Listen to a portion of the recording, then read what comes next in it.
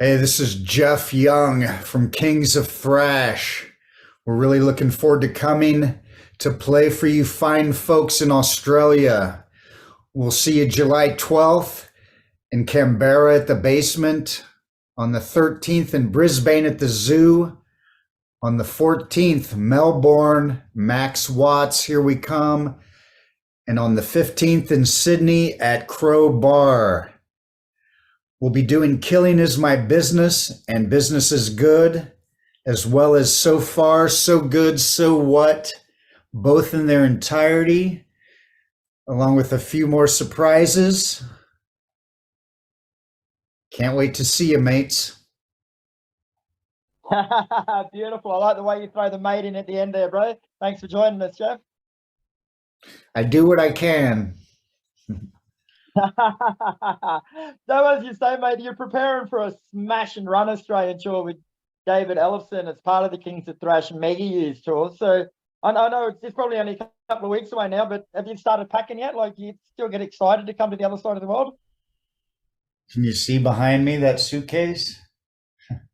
Actually, it's packed because I'm leaving in the morning to go to Boston, Massachusetts for a music expo autograph show that I'm doing with Chris Poland.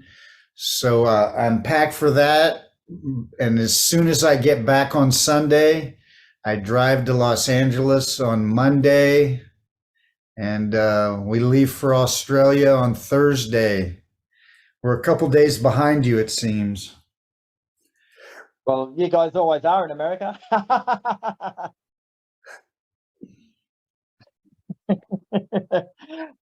So you're doing 4 shows in 4 days, mate. So it doesn't really leave much time to get in trouble. Nope. Well, we're getting there a couple days early, so we'll have to get in trouble right when we get there. But not enough trouble. Not enough trouble that it threatens to impact the tour in any negative way. Of course not. That's why you've left Sydney to last, mate.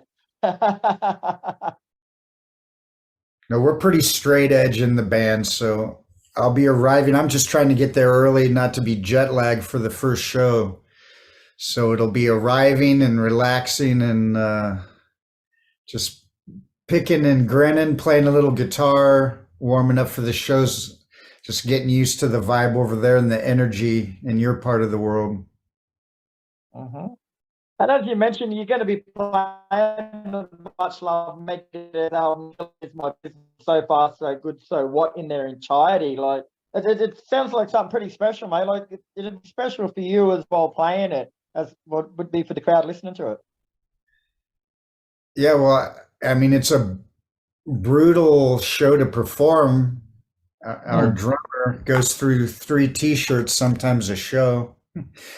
And he wrings out his shirt and can fill up a full glass of water after the show. I mean, that's two brutal albums, a lot of fast tempos and shredding chops abound. So, but we've already done this tour. We did about a month and a few days in America already. So I think we got our conditioning up. I think we're good to go. All systems go. And is it difficult to do something like that though, bro? Like, I couldn't imagine when the albums were written, they were ever planned to be played back to front. You know, like some songs would be a little bit more difficult than others to perform live, wouldn't they?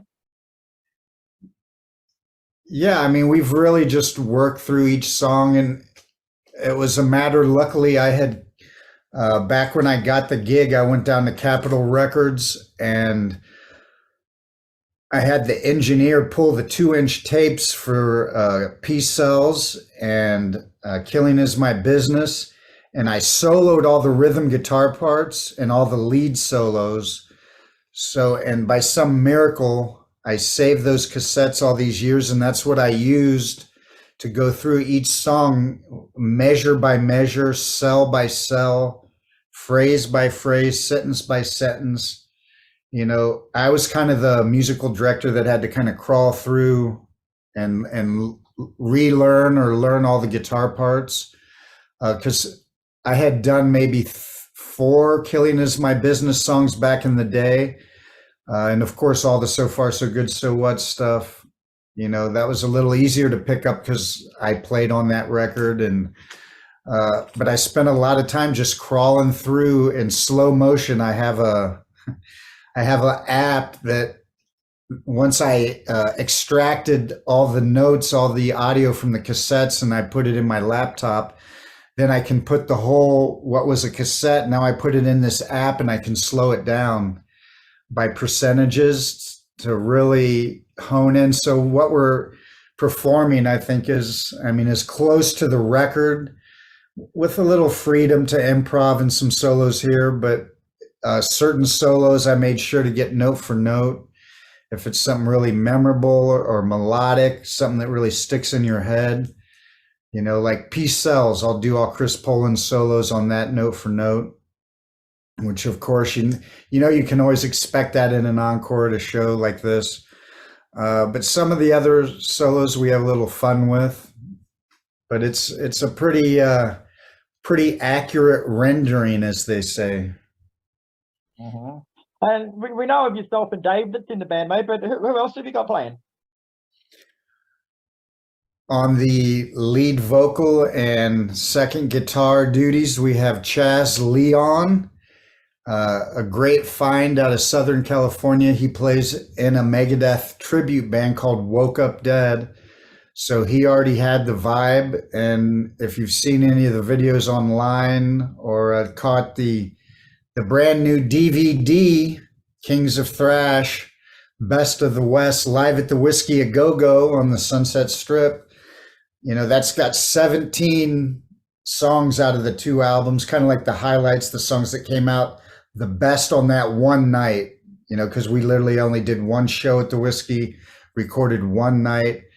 And so you can kind of hear Chaz's performance. The one critic, I think, said it best, that it doesn't come off kitsch, it doesn't come off funny or like an impersonation.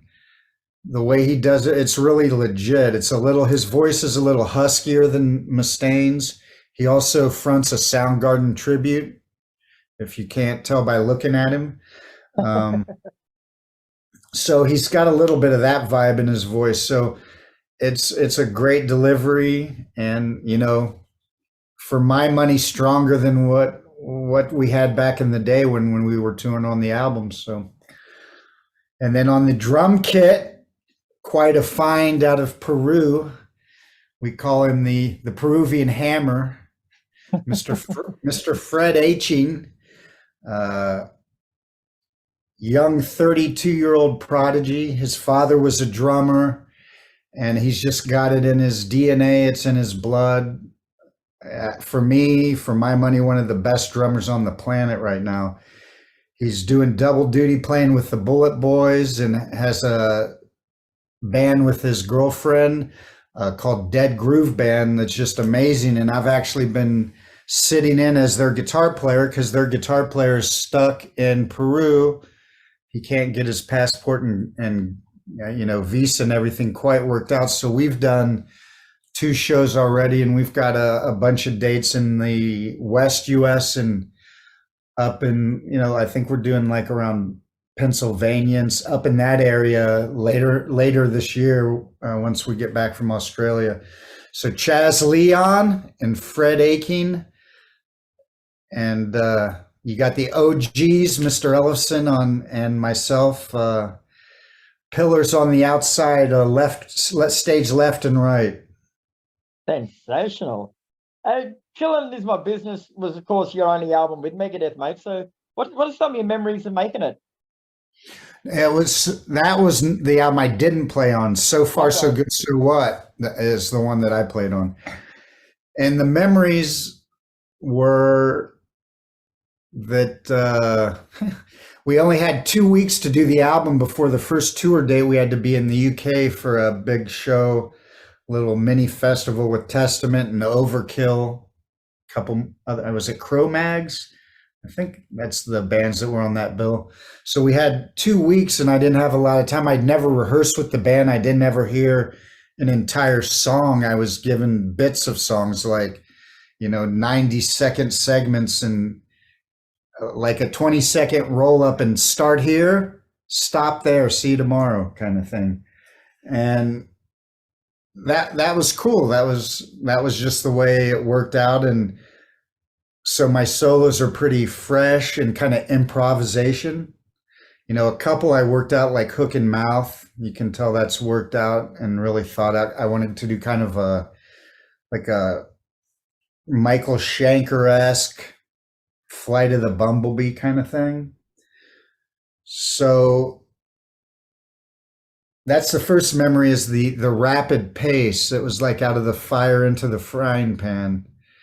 And then I remember one night I showed up and our guitar tech Gadget, who was always there to help me, wasn't there. And Chuck Bueller, the drummer, took me in the other room and broke the news he wouldn't be showing up that night because he was in jail. He got arrested scoring black tar heroin for Mustaine. And I said, okay. That was literally the evening that I sat there, and it was like a ticker tape across my mind. I remember exactly what I thought to myself. Literally this sentence: all right, Toto, we're not in Kansas anymore. It was the first thing I thought to myself. And then the next thing I thought was, I'm going to stay in this situation as long as it's healthy for me. Because I was a straight edge. So for me, that was about a year and a half. And then I had to exit stage left or right, depending on your perspective. But so those are some cool stories. And another story was just that the first solo I cut was In My Darkest Hour. And I remember Paul Lanny, the producer, quote unquote, I use the term loosely, engineer, Matt Freeman, he was like an assistant engineer, Gadget. And I think Chuck Bueller and Dave Ellefson were there this night. And I was kind of shy. They had given me a tape and I took it home the night before and kind of I went through the changes. It was not very long, however long that solo is, just mere seconds, but it's blistering and really fast. And luckily, I always kind of say that day, that week was kind of where success comes, where preparation and luck kind of intersect. And the success of that week was, I was fresh out of GIT, of Musicians Institute, and I was practicing like 14 hours a day. So it just so happened my chops were really on a high, as opposed to like if you'd been sick or just coming off a vacation, not really that driven. So again, it was kind of like preparation and luck intersected. And I went in and I had a sketch of the solo. It was a little bit improv, a little bit sketch, and everyone got really excited. I was really shy. I remember I turned my back to the mixing board and I went to the back wall of the room and I just kind of had my back to everybody, and they rolled tape because we were on 2-inch tape back then. They rolled tape and I just, I spit the solo. I kicked out the jams, as it were, and what you hear is what happened, and they all got pretty excited. And I remember Paul Lanny had just come off Alcatraz, Disturbing the Peace, and he's like, I haven't had this much fun since working with Steve Vai on the Alcatraz album. So that made me feel really good, and everyone really liked that. So that gave me the confidence that every day I would go in and do another solo, or sometimes two, like maybe work out a sketch the night before and do that really quick. And then there'd be a lot of hours left in the day. So they'd give me a cassette and I'd just go in the other room. That's what happened on like 502 and Liar. I remember I just went in the other room and jammed through them for half hour, 45 minutes, and just went in and said, okay, let's try something. So that's the cool thing, that it was really spontaneous, I guess is the best word. There wasn't a lot of like overthinking or time to think. I generally sort of try to shy away from negative things, mate. But I came across a headline today from an article on Metal Sucks. It said Dave Mustaine trashes former Megadeth members, saying Marty seems to be the only one that's ever amounted to anything. Like, I know you and Dave have had your differences, mate, but how does something like that make you feel? Like, Well, considering the fact that it's totally inaccurate and whitewashing reality as that character so often does through his history, you know. Let's not forget about the little #1 album I did on the legendary Verve Records. It's like one of the most legendary jazz album or labels. The Joe Beam catalog, all the Joe Beam stuff is on. Billie Holiday is on Verve. Diana Krall. I mean, just a host of really renowned artists. And I did the album Baji Assaji, and that's spelled Badiassad, with the Brazilian. I mean, for people who don't know about Baji and her brother Sergio Nodai, you know, for people who ask me about Dave Mustaine, you know, what it was like playing with him, I kind of have to laugh because they need to look up Sergio Nodai's playing, because they're heralded even by the best classical players as the greatest classical duo in history, the greatest classical guitar duo. So I was fortunate to sit at the feet of and collaborate with Sergio and learn from the two brothers. You know, they studied with the protege of Andres Segovia, no less. It's a real amazing story, this Brazilian family. Unfortunately, a lot of Americans aren't familiar because Polygram Verve Records got bought out the very month that our label or that our album was released. The label got bought out by Seagram's Whiskey, right? Everyone knows Seagram's Whiskey out of Canada. They bought Universal Motion Pictures and Polygram Records, which was already the biggest label in the world, with many subsidiaries under that umbrella. You had Polygram, but then you had A&M, which would be like Extreme and Janet Jackson. You had Island Records, which would be like Bob Marley's catalog. U2, Melissa Etheridge, that's Chris Blackwell's label, all his discoveries. You had A&M Records, right? So, and all the different subsidiaries that were under the Polygram label, including Verve Records, which we were on, and 3,000 people in America lost their jobs at the label. So the album, it kind of got lost in America because of that whole merger. And now people know that as Universal Music today. That's what they know as the label. So, but that all happened the month our album came out. So imagine the impact, but still, and just to educate Mr. Mustaine over there in Neverland, where he lives, you know, the album went #1 in Germany, right? I remember sitting in Holland where our single Waves charted above Madonna, you know, I think it's a really inaccurate, and it puts a misnomer about guitarists that have served in his band and just tried to do the best for Megadeth. And I'm not the only one. You have Al Petrelli, who's done a little touring with the band Trans-Siberian Orchestra, which is such a big undertaking. They have 2 productions, one for each half of the US when they do their heavy metal Christmas touring, et cetera, et cetera. So, and I know Chris Broderick's now, isn't he in the band In Flames?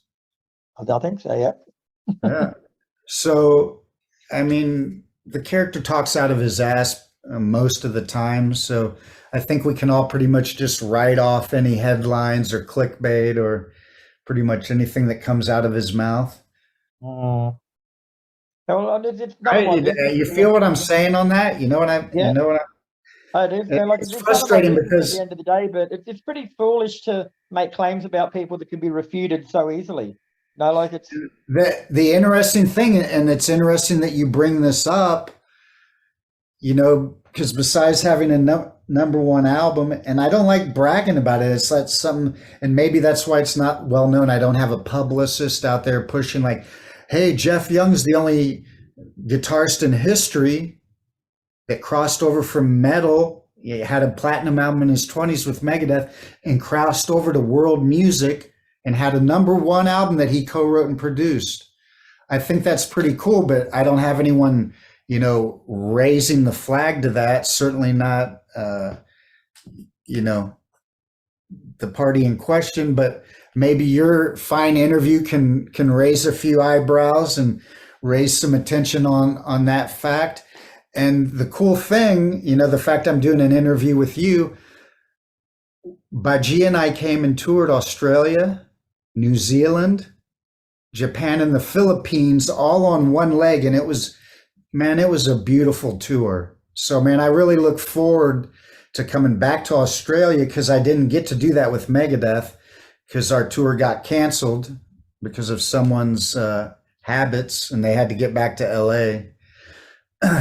But I did get to go years later with Baji. This was around 1999, 2000 when we toured down there. And we played some beautiful, unfortunately, they weren't public shows in Australia. We played in the lobby of Polygram Records Australia. I think it was in Melbourne and Sydney in the lobbies for all the press. They had private parties and invited all the Australian press. It was such a beautiful event and we made so many great friends. And, I got to go to the zoo and of course see kangaroos and koalas and all the great stuff that, we gringos like to do when we come there. And then next we went to New Zealand, which was just amazing and breathtaking. And we did some shows there as well to promote the album. The album's called Chameleon, by the way, Baji Asaj Chameleon. It's on Verve, Polygram. It was released a decade to the year after the Megadeth album, literally one decade. And if I would think a lot of the Australians are familiar with the movie Piano, which stars Holly Hunter, and it was filmed. It's a beautiful independent movie that was filmed in New Zealand, and she won Best Actress, the Oscar, for her role in that movie. And it was so poignant and mysterious and breathtaking what happened when we were in New Zealand, because the artist relations person in each country, they have an artist relations person that when you go there, they kind of take care of you. They're the caretaker. He was promoting to us. He gave us the CD and told us about one of their bands that was comprised of entirely Maori Indians, native, right? And he was really proud of this band, and he took us to their home to meet them. And we were sitting there talking and getting to know them, and out of the blue, Baji said what at first took me aback as kind of the most inappropriate question you could ask in the moment, because it was just so random. She asked the guys in the band, "Do you happen to know where that beach, the wild beach in the film Piano, where they filmed that?" Because in the scene where Holly Hunter is sold by her father or whatever to the man who she marries, her and her daughter, and they bring her piano to this wild, savage beach. It's probably the most savage beach I've ever been to. And there, I spoiler alerted it. I kind of gave it away. She asked them, and they looked at her and they said, "It's a 5-minute walk from here, from their house." Yeah. So what are the chances of that in all of New Zealand, that we were 5 minutes from that beach? So they took us there. And of course we took photos and just soaked in the energy and the scenery of it. And that was just a great tour down to that whole region of the planet, right? So Australia is not foreign territory to me, and I really look forward to coming back now and playing, albeit in a different musical context. So give us a few words for your Australian fans then, mate, to let them know how excited you are to come down. Oh, folks, from Canberra to Brisbane, Melbourne, and Sydney, we can't wait to get out of America. I mean, we've been cooped up here. We've been stuck in America far too long, and I can't wait to get out of this country and entertain some folks in a foreign land. And I can't think of anywhere better than a place where you can go and everyone speaks the same language, right?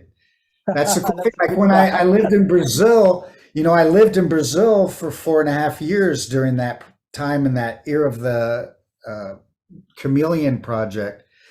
And there's not a lot of English that you hear on any given day, on TV or walking down the street. You're hearing Brazilian Portuguese, which I can speak un pouco, pequeno a little bit, but that's what's nice when you go to places like Amsterdam, as I mentioned before, or Australia, New Zealand. It's an easy acclimation because we all speak the same language. So I think it's going to be a great 4 shows. It's going to be a whirlwind. And we're doing VIP meet and greets each day. I believe like an hour before doors open. People can check on the Hardline website. And I know one of the cities, I believe it's Melbourne, one's already sold out. I think they only allow 50 per day because that's a lot of people to go through where we're shaking hands, taking selfies with each person individually, meeting them, signing anything that they have, merch, albums, whatever they want signed. And then at the end, we do big group photos with everyone, with the whole gang, which is pretty cool. So it's going to be a lot of action in a short period of time. And, but we've been gearing up, working out and working hard for it. So we can't wait. So throw a shrimp on the Barbie, as cliche as that sound, because we're coming for you. Hell yeah, Jeff. Well, thanks very much for your time today, mate. It's been a pleasure finally getting to meet you, bro. And we'll catch up in Brisbane and have a few frothies. You're coming to the show in Brisbane? Sure I am, my friend. I'll give you a message that morning and we'll catch up. Cool. Very cool. Nice to hear it. I look forward to meeting and hearing. Are there differences in the accents from each city? Will I be able to hear the difference in the accent? I don't think so. No, the Australian accent's pretty universal the whole way around, mate. So you should be all right with that. But we all speak the same language, and that's lots of cuss words and lots of beer. Yeah. I wanted to mention in closing, if people are curious, and I actually went home with a beautiful didgeridoo that I bought when I was there. There's 2 songs on that out, and this was even before we ever knew we would be coming to tour Australia when we were making the Brazilian album, the Badia Sagi Chameleon album. I wanted didgeridoo on 2 of the songs. I just heard it in my head. So there's 2 songs people can find on YouTube or wherever. It's Flowing into Formlessness. It's a very tribal, it's like something you'd imagine way out on the outback with the Aborigines, and beautiful didge player who actually came to Australia to study with the Aborigines. He's probably one of the best didge players I've ever heard. His name's Stephen Kent, spelled Stephen, and he played on the song Flowing into Formlessness, and also a song called Nio Nio, which is spelled Naio. And the artist is, again, Badiassad. If you want to hear those, I just had a calling to use the didgeridoo. And it wasn't till like 6 or 7 months later, once the album is released and we're on tour, and we realized we're going to Australia. So that was kind of cool. Yeah. So I'm no virgin to the beautiful instruments of your land. And I've used them profusely already on my recordings, and maybe it was the magic of the didge that helped that album go to number one, even though none of us not that you've Megadeth ever done guys anything, have done it too much of anything. not that you've ever done much with your life, mate, but you know, that's a good start. Yep. Thanks for your time, man. I really appreciate it.